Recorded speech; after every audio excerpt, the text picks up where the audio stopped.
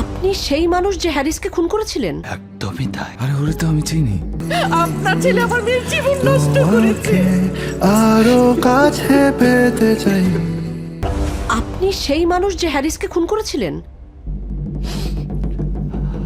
সেটা তো প্রমাণ হয় নাই। প্রমাণ হয়নি কারণ আপনি পালিয়েছিলেন। আপনাকে তো কখনো পুলিশ অ্যারেস্টই করতে পারেনি। অ্যারেস্ট না ব্যানিশ। আরে ওরে তো আমি চিনি। আপনি উত্তর দিন। এর উত্তর এনারা নিজ মুখেই দিবেন। Sir, this bastard is just killing our time. আমরা যদি এই মুহূর্তে কিছু না করি না, ও অনেক বড় ক্ষতি করে ফেলবে sir. He is just playing.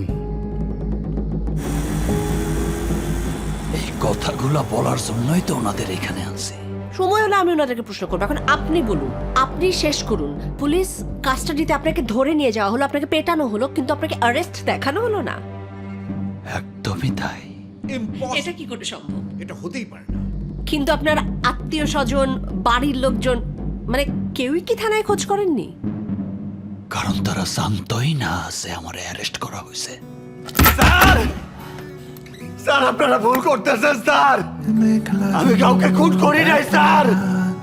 আমি নির্দোষ স্যার। কি হঠাৎ বলো না এক কথায়, পাবো কোথায় তোমায়? তুমি চাইলে যে ঘর বানাতে, আমি যুব রাতে তারাতে, তাতে সাজবে সব আমাদেরই হাতে তৈরি হওয়া দিন।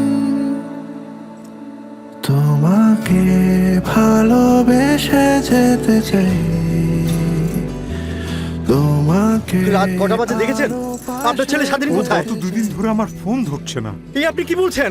আমি মুখ অনেকবার দেখাবো ফোন কিভাবে? দিয়েছি, ফোন ধরছে না। আপনি আমাদের মানিজ্জত দিয়ে খেলা করেছেন। আপনার ছেলে আমার মেয়ের জীবন নষ্ট করেছে।